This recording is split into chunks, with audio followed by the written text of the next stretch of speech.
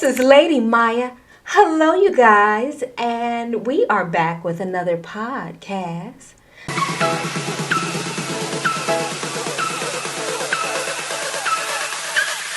This is. We are back with this lady. This is Lady. This is Lady Maya. That's a lot of miles to you, right? So, I have company, you guys. This is Lady A. This lady is a serial entrepreneur. She has so many different legs to stand on, and the stories that she has to go with them, absolutely amazing. So, my Mayan tribe, please welcome Lady A. All right, thank you for being here. Thank you. Listen, beloved, you have so many different things that you got going on, but the stories, honey, the stories are just wonderful. I can't wait till that book comes out. Yes, definitely.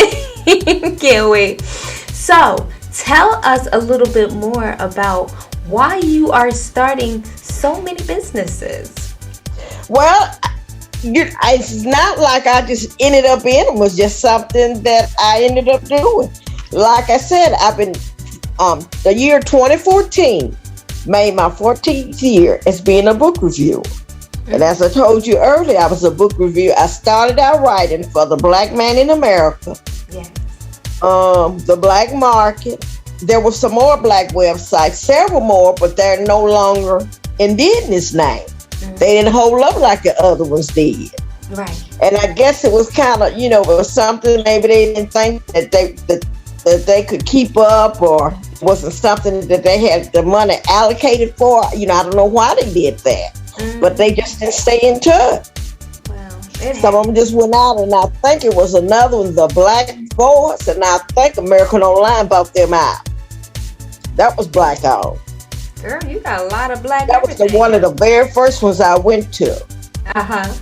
Oh wow. See, but they saw you. They saw you, and they saw your gifts, because you being an editor, that has got to be amazing. Just the things that you get to read and the stories and different things like that. So that had to be pretty interesting. It is, and it's very exciting, and it's enrichment. And you know what? And it's like going to school, getting a degree, but it's like you're getting your degree at home. It's self-improving yourself. Yes. One of the books, what is that lady name? Susan Morem, Morem. She writes some very good books about improving yourself. She wrote one book, and let me see, what's the name of it? I can't think of the name of it, but it has something to do with children getting out of high school, going on maybe to college, and preparing them for, another life outside of high school. She's a very good writer. That's wonderful. You know what? And that was important back then. Now the kids don't even have to do half of the things that the parents used to tell them to do. Make sure you get good school grades and so you can go to college. And now it's like the kids aren't really doing that, and when they are, it's just more of a burden, because now they have so much of the debt, just to get started and having their own business. Well, not having their own business, but just starting their own life, at that point in time. So yeah, it's interesting, because now, they do so much online, right? What do you It is. And they're doing pretty well. So that's always an interesting thing, certainly. Okay, so tell us, right? Because you have so many businesses. I'm going to try to, get them all out there for you. So I noticed that. Yeah. And I also do Avon. Yes. But I don't sell Avon door to door, nor do I put my brochures in grocery stores and, stuff like that. What I do, I just try to put my website address online. And I'm hoping that I know I've had one lady that order from me for me doing it. So it does work. So the thing about it, you have to continually do it over and over and over again. You do. You can't do one time and stop. No, you can't. And so I even I'm a paparazzi independent consultant.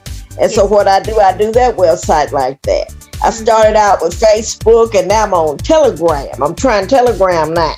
Because some people that, after Facebook had their their blackout. Yeah. A lot of people got a little discouraged with that. Then they sold it over to, no, they didn't sell it. They changed the name to Metaverse or Yeah. Meta. Yeah. Yeah. And a lot of people got a little nervous with that. So I said, well, I know what to do. I'll just start out with something else. Meta. I mean, not Meta. I'm also on Facebook. I was with them the day when they had a meeting, but I'm as a community. But I'm going to Telegram and start back putting stuff up.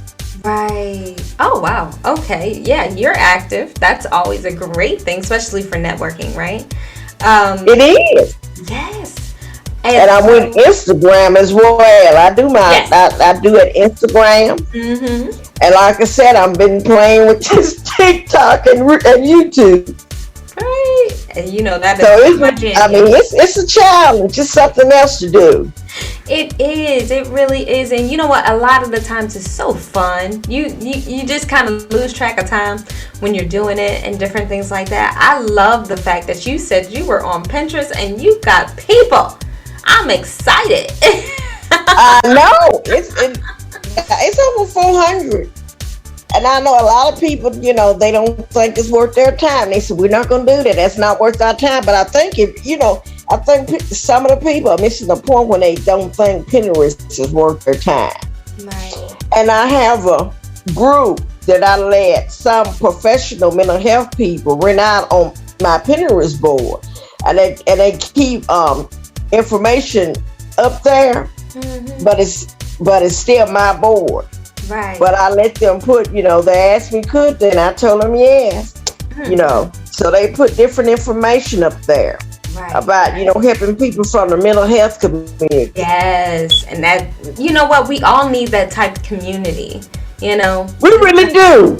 Because you know what? It's a lot of suicides going on. People are really at the point where they don't know what to do and they will take their life. Yes. It's very overwhelming. Because, see, I look at it like how we were growing up back then, was more so you got bullied or whatever. And that was in person. These kids are getting bullied on internet. And they are, and then if they having the ugly pictures or nude pictures, they put them out there, and they don't think nobody. They show them to one person. Next thing you know, the whole school have it. It's everywhere. Don't take it in the first place. Don't take. They do not need to take those type of pictures. No, they do That is not. a bad thing. Because anything on the internet is never ever gone.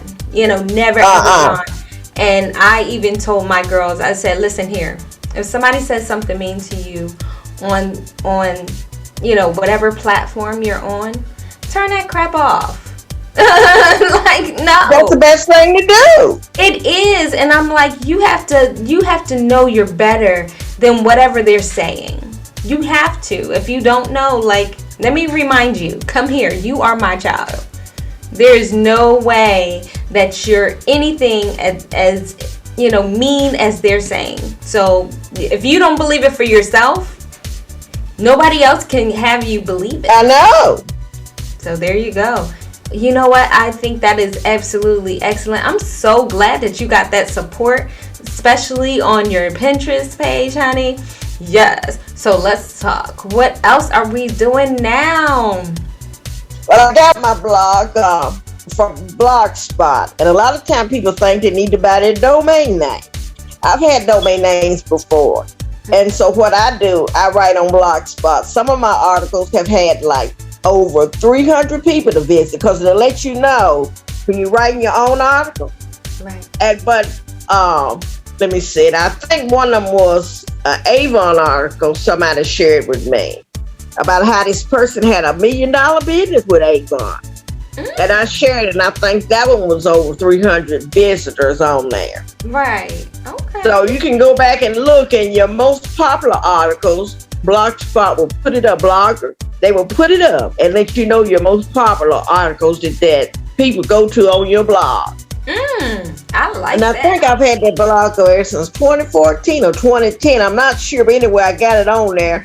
I got the little X sign, meaning if anybody get anything, make sure they have my contact information with it because Right. it's copyright.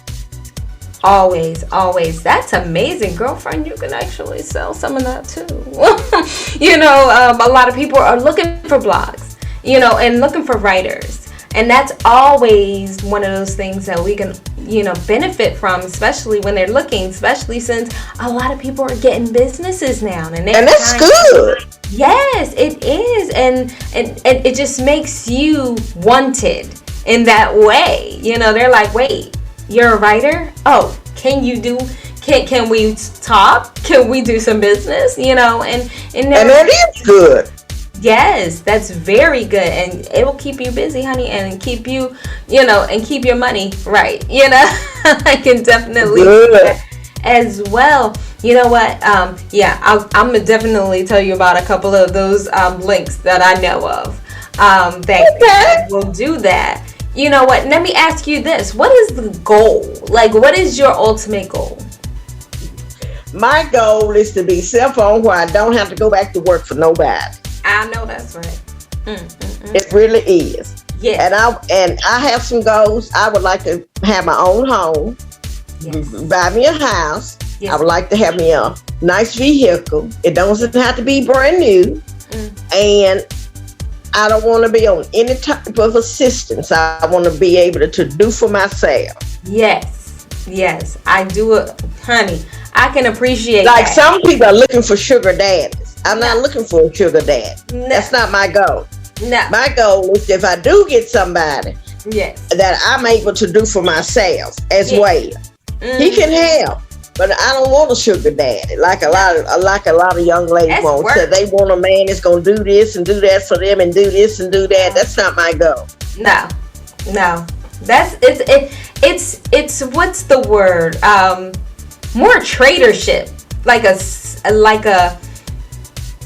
slave owner, at that point, because now you have to like really cater to that person because they're doing what they're doing, and so no.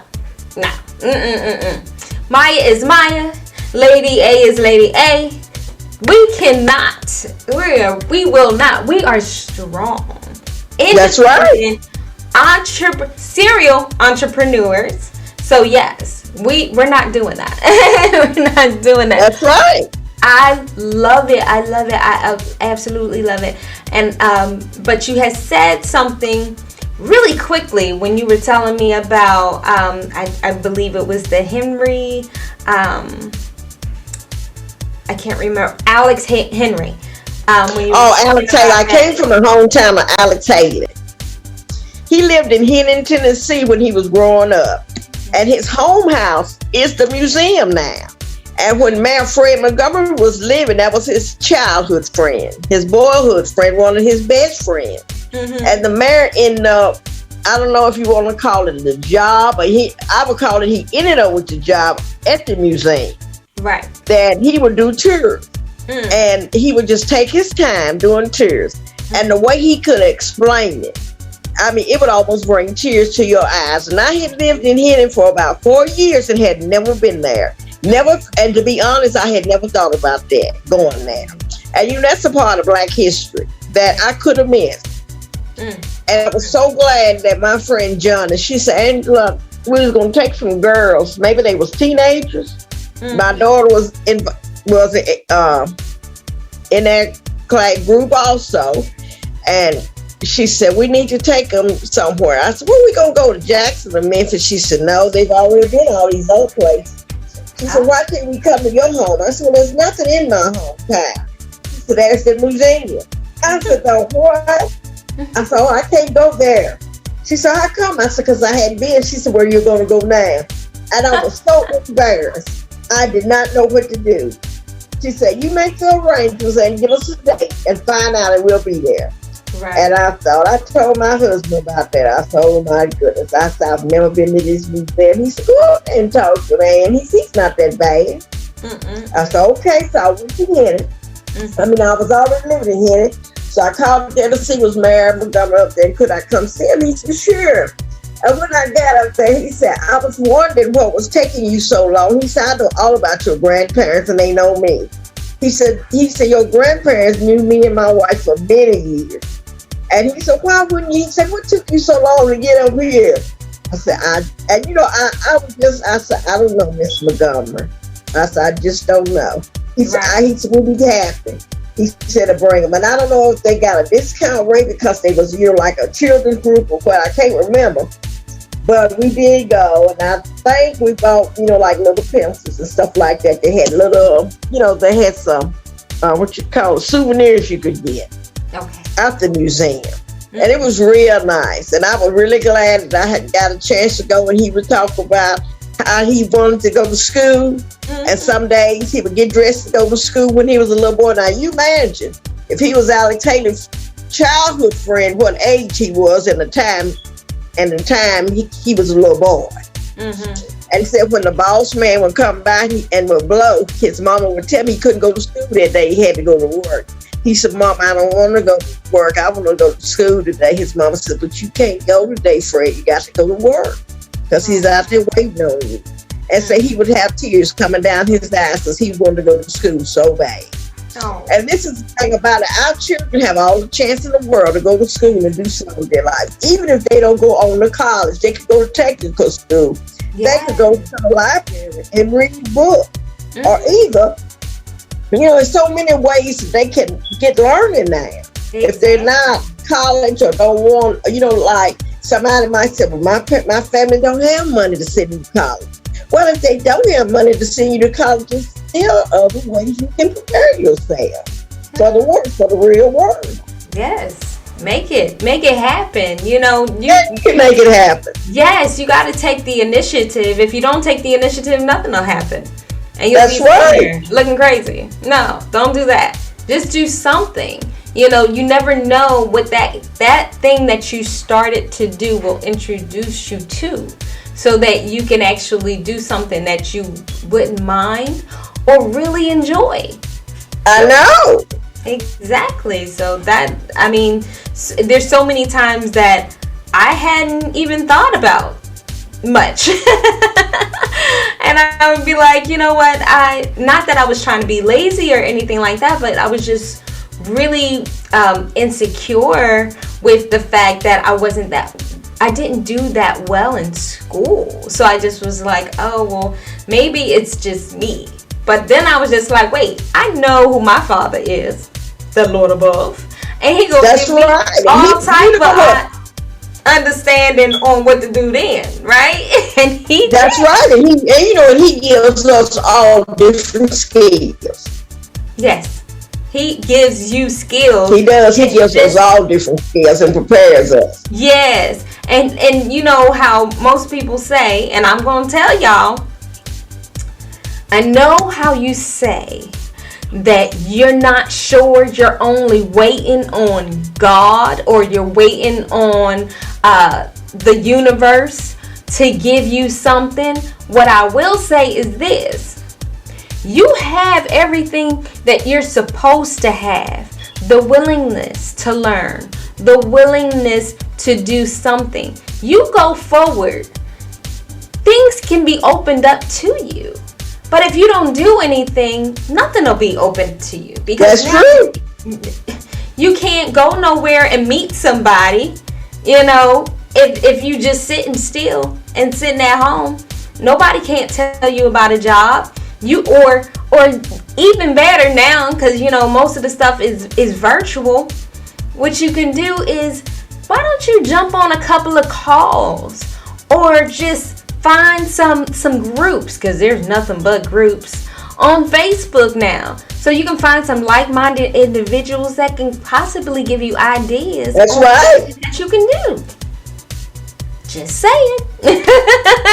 And Facebook, like I said, when I was on the community call today at Facebook, and I don't know how I got picked, but they invited me one day last week to come on the community call. First time I had ever been on one, and they sent me a message. What time was it? 11? From 11 to 12, I believe it was. And they had different people that they would say, I don't know if they gave, I don't know if the word was awards they was given, but they was showcasing them as doing so much with their group that they was calling them out to let them know they thanked them. Right. And they had black, and one thing, it was like a Black and Asian American group. And I said, that's something to think about. I was just listening now, so I don't know. So I had said, I said, might not be a bad idea for me to start my own group. Because see, I got 2 different pages on Facebook. But like I said, I use other sources of social media. And since Facebook been going in and out, have no short, the blackouts, I hadn't really thought about just using them as the primary group. Even though I've been on there probably ever since 2007 or either 2010, I'm not sure. But I'm on Twitter, I'm on Instagram, I'm on LinkedIn, I'm on where else? Hey, Telegram, give us some TikTok, friends. and YouTube. And I have 3 different I have 3 different TikTok pages. And the only reason why that happened was because I could not remember my password to get in. Either. And every time I tried to get in, I couldn't remember the email address, which one to sign up under. So I would make a new group, new group. So now I know which group I'm with. I'm on TikTok automatically. It automatically goes to the first group. Oh my goodness, isn't that something? And I'm scared to delete my other 2 groups because I think if I do, somebody else might come behind me and grab my name. So I'm just holding on to them. Right. Oh wow, see, you're so inventive, and she is just like, nope, you're not gonna do that. I'm gonna take them with me. And that's right. I'm gonna keep them with me wherever I go. So I said, since I got, somebody might say, you're not doing that with all 3. No, I'm not. But it's the ideal if I do let them go, somebody else will say she already started these groups with these names. So now it's our time to come get them. Right. So, you have to be careful about things like that because that can happen. True. Very true. And you know what? So many people are doing it because we're going to run out of words eventually if you think about it. Like, I know. Everybody's got how many groups? And so, but that's an interesting thing to think about, especially with the groups and different things like that. Some people are so scared and petrified on starting groups in that way because they feel like, well, I don't know if they'll want to come to my group. I don't know what we can talk about. I'm not sure. And I'm like, well, get into other groups that people are already started. See what kind of conversations is being said or anything like that. See what they think, what they like, what they're saying, and in that way you can kind of get a better understanding of where you can be, because maybe you don't agree and you want to start a group that's with people that don't agree. You never know. I know. So go from there. But there's so many different outlets. As she said, oh my Jesus, I'm still like, my head is spinning because there's so many right now. It's just like, keep it up. And so with that being said, okay, can you give us the names of the of your how we can reach you on all those platforms? My name is Angela Watkins Rivers, and if somebody wanted to reach me, they could send me an email at awatKINS1 2 Yes. And then can you give us the names that you have on your platforms as well so they can... Oh my goodness, there's so many different names. If you want to go to Twitter, let me tell you how to find me. ANGELASWISDOM. If you go to, I'm gonna have to look. Let me see. If you can just give me the list, and I'll put it up there for them as well. So whenever if you wanted to go to YouTube, go to Angela Watkins Rivers. If you want to go to, let me see, um, Instagram, type in HICKOX, and you will see a glass of look like wine, but I think it's grape juice and grapes. Grape juice. Got my picture up there. Okay, if you go to Pinterest, you go to ANGELADWATKINS. Then when you get ready to go to LinkedIn, I think LinkedIn now got me as Angela Watkins Rivers. And let me see, my blog spot is ANGELAWATKINS 57.blogspot.com. Let me see what else. If you go to TikTok, the one I use every day, the one that I am using right now is user USERANGELA 57._1.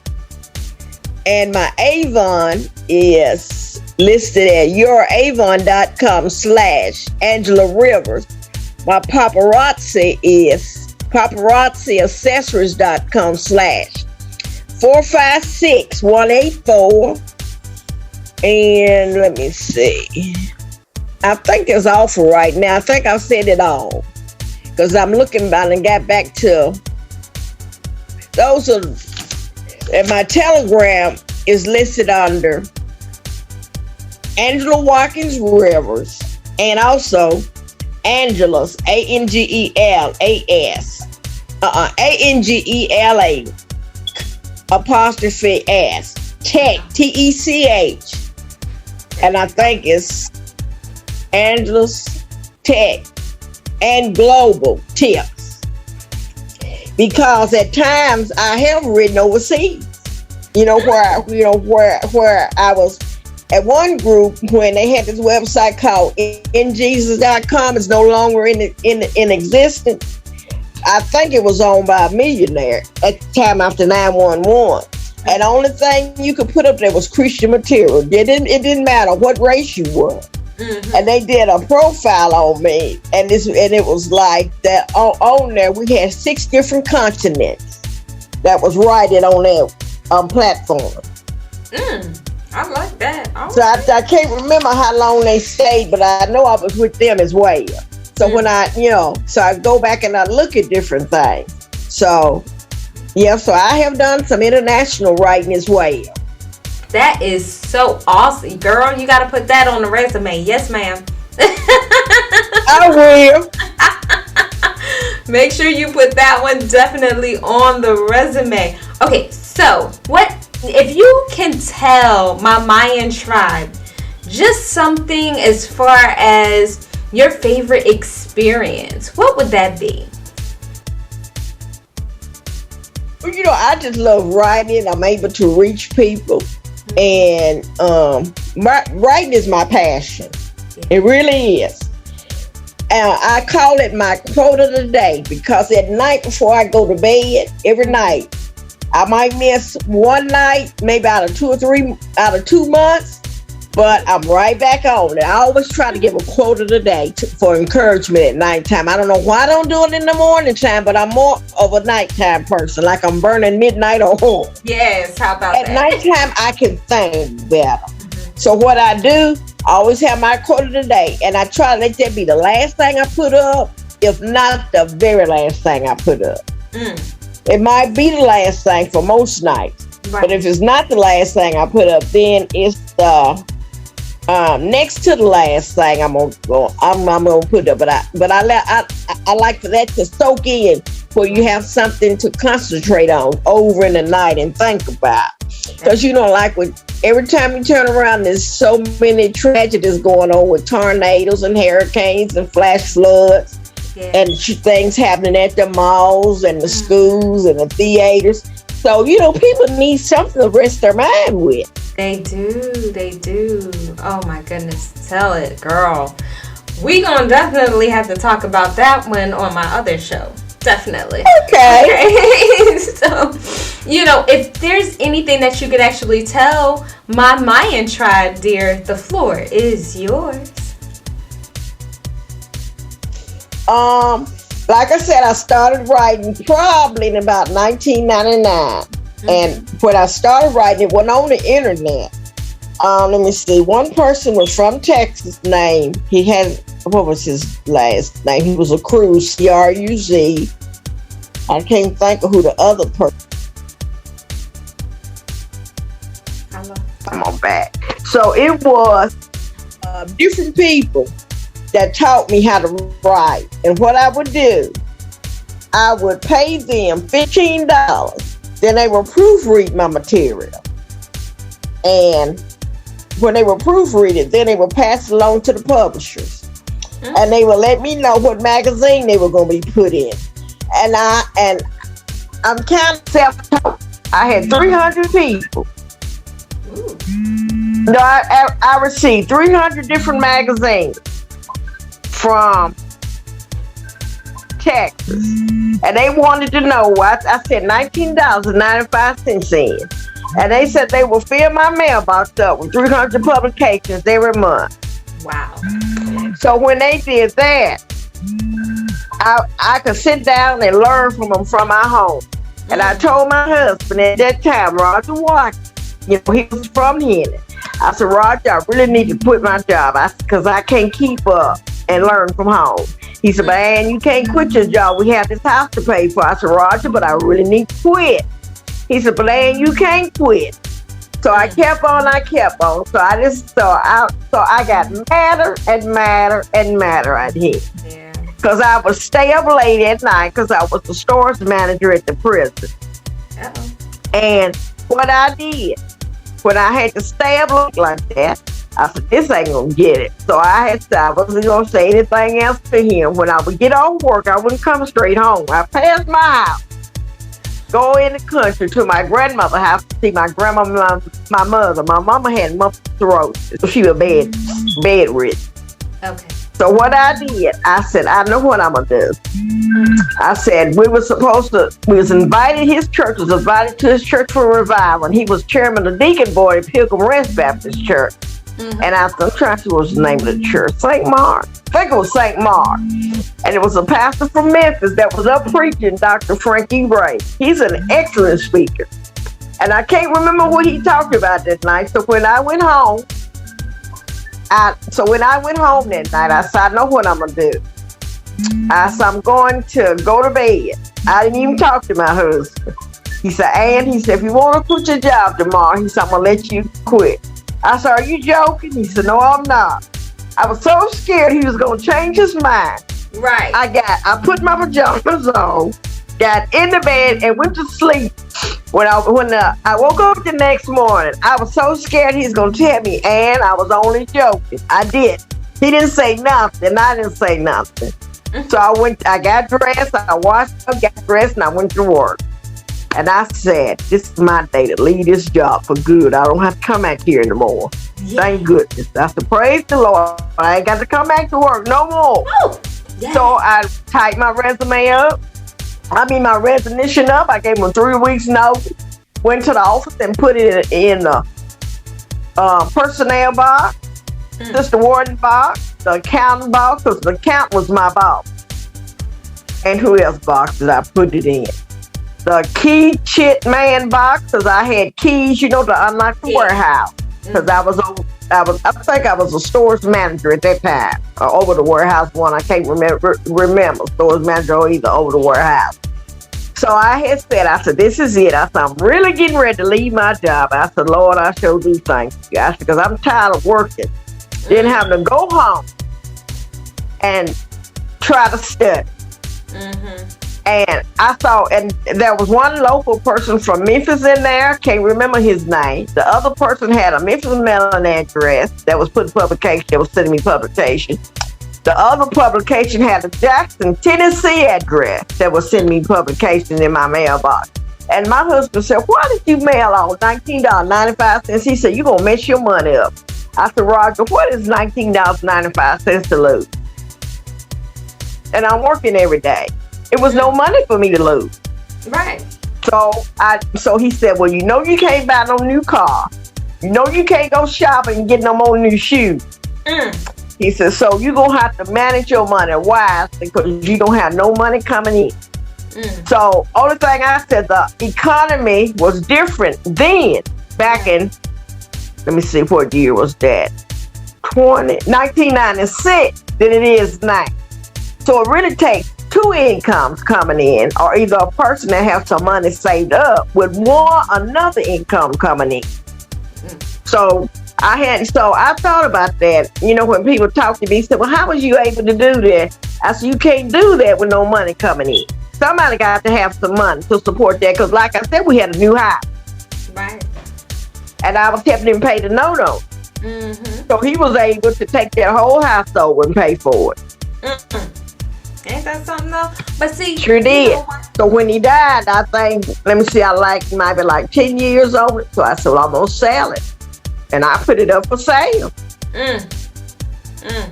And you know, and it was, look, and in this day and time, I probably wouldn't have been able to do it now. And so then after everybody, the internet started coming abroad, you know, 'cause like I said, I could learn a lot from internet marketing.